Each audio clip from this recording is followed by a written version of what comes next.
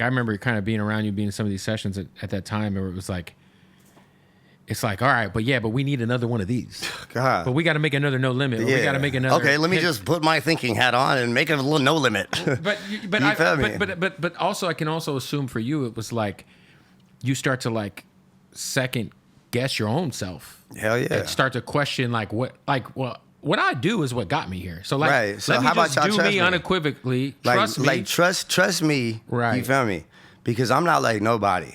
Right. Like I don't have a doppelganger. I don't have a, you feel me? You can't even parallel me to like who looks like me, is from, you feel me, right. and inspired and raised by, you feel me, how and what I'm raised on, you feel right. me?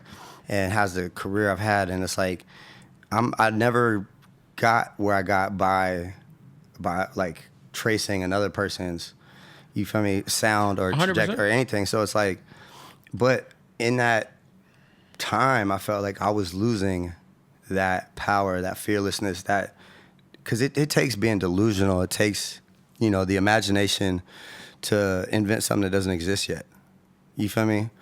Like, you have to be so brave and so a fearless leader to have the audacity, you feel me, to think I could get up there and jump around that stage in a leather jacket and talk my shit and tour, you feel me, amphitheaters and Red Rocks and, you feel me, and do all that. But I started to dull because I felt so much, not micromanaging, but pressure and control to, like, too many cooks in the kitchen of make another No Limit, we need this from you, we need another this from you.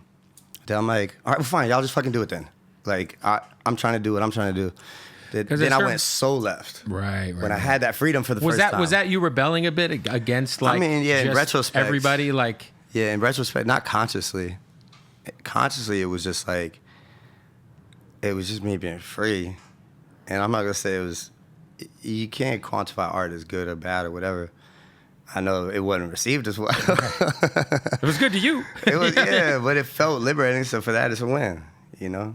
Yeah, I felt like, to me, it was, because I do feel like, you know, when you have a certain level of success, we cannibalize, you know, our artists. Like, it's like, all right, well, what's next? Yeah. You know, and if you go an album without another, you know, Him and I or No Limit or oh my God, whatever, it's like, well, you fell off.